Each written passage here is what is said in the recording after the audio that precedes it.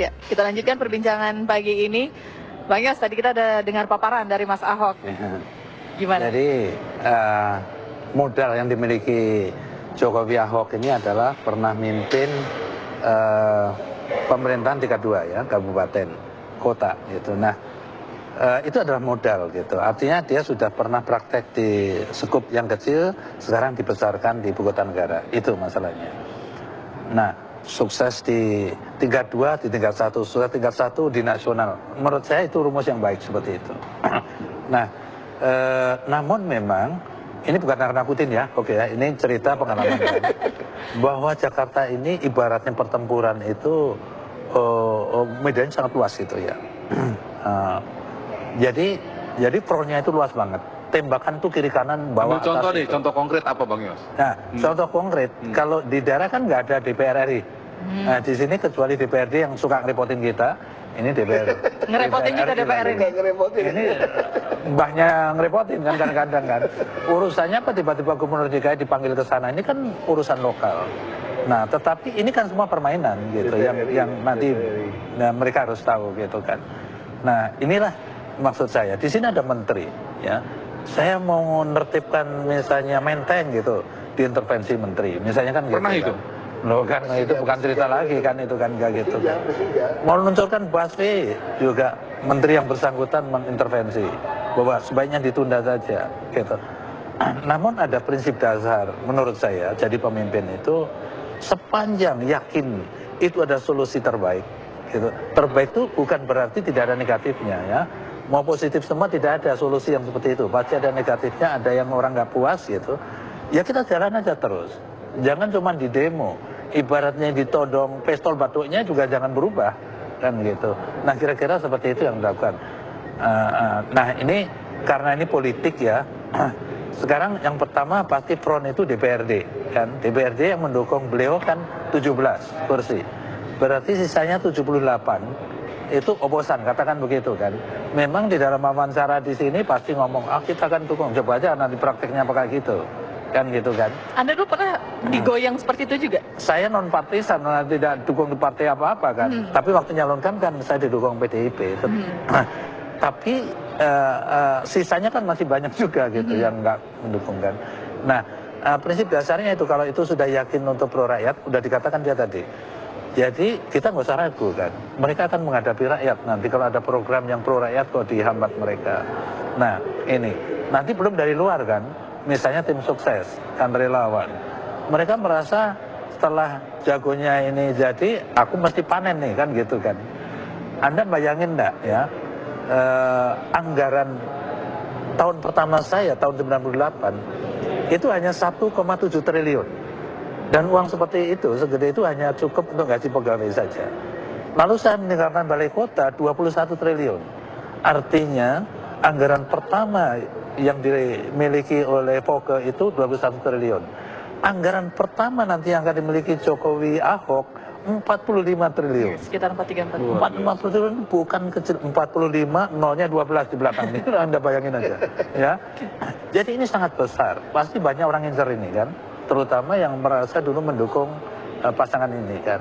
Namun sekali lagi itu semua tergantung dari pemimpin yang bersangkutan. Harus tegar gitu dari rongrongan itu.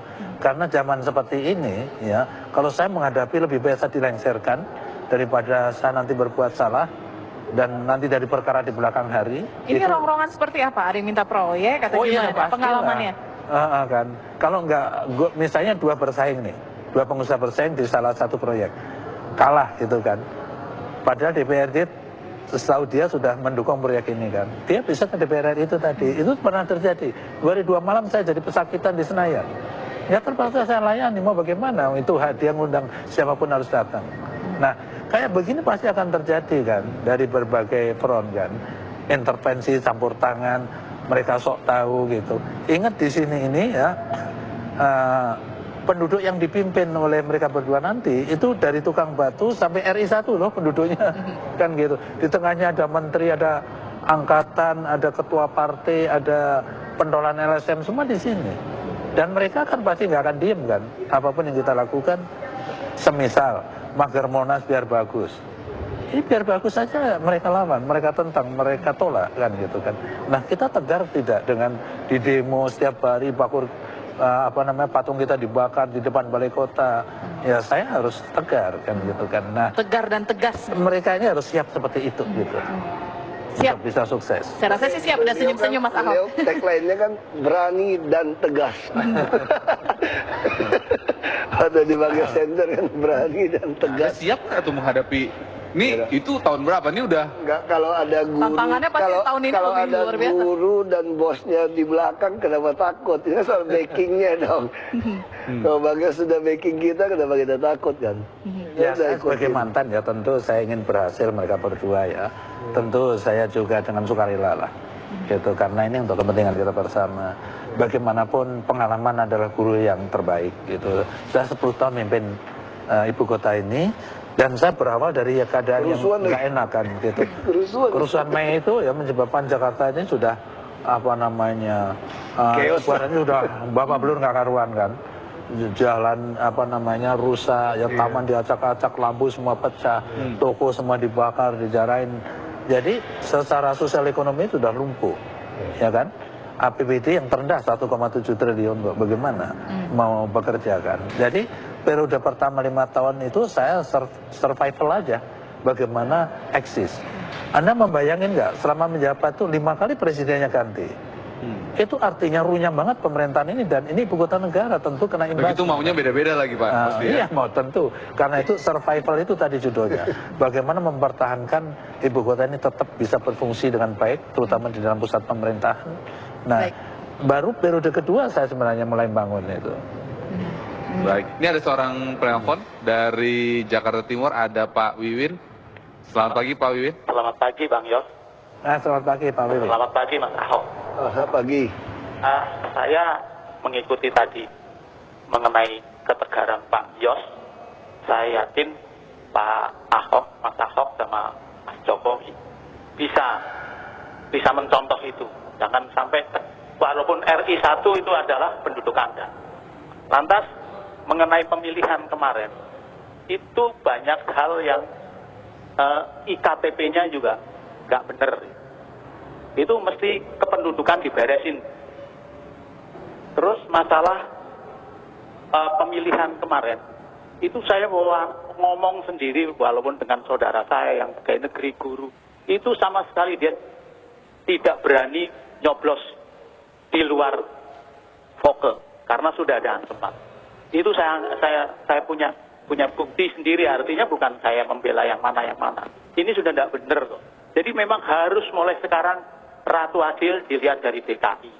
Pak Yos mesti bantu sebagai seniornya bantu Pak Jokowi sama Pak Ahok. Sebagai backingnya juga boleh gitu. Harus dari sekarang. Terima kasih. Terima kasih Pak Wiwin.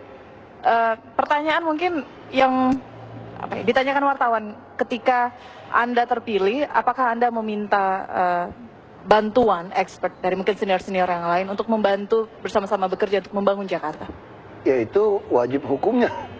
Jadi sebetulnya Bang Yos sudah bilang, Jakarta ini menarik sekali. Dari tahun 78 sampai 2012, itu sudah ada 20 kajian soal transportasi, soal di luar yang sosial.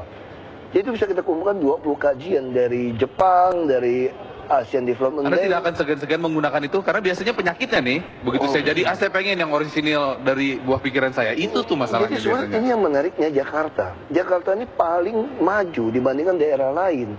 Daerah lain tuh semua studi itu banyak kan belum ada gitu. Jakarta zaman bagi semua lengkap. Jadi untuk hal-hal yang baik kenapa kita masih sombong untuk mengatakan ciptakan yang baru?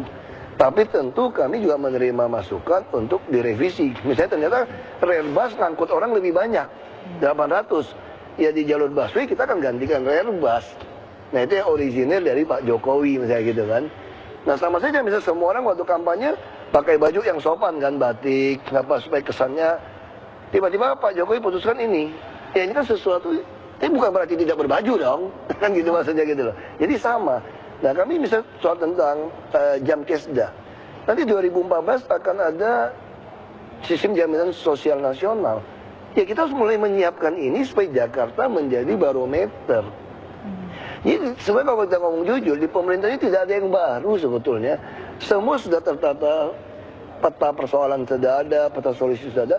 Tinggal kata Pak Jokowi, ini kreativitas dan kecepatan kita, rajinnya kita untuk menyelesaikan. Dengan apa? Dengan efisiensi dan dengan efektivitas yang mau kita target prioritas. Ini lapangan besar kata Bang Yos kan. Ya kita jangan nembak-nembak sembarangan di lapangan perang yang begitu besar, harus cari target mana yang kita selesaikan. Jadi jangan sini tidak kena, sana tidak kena, tapi pelurunya habis. Kita harus cari sasaran. Nah kalau kita mau ini mana? Jadi prioritas itu penting. Nah kalau ngomong prioritas, ini kembali ke soal kepemimpinan kan. Nah itulah kelebihan dari Pak Jokowi. Saya ya co-pilot saja itu untuk dukung supaya beliau ini aman berhasil gitu. Jadi kuncinya kan sekali lagi bagaimana mengeksekusi. Bang Yos, soal kuncinya nanti dijawab nanti ya. Lanjutkan nanti. Kita masih ada satu segmen lagi. Kita dengarkan jawaban Bang Yos dan juga Mas Al usai pada berikut.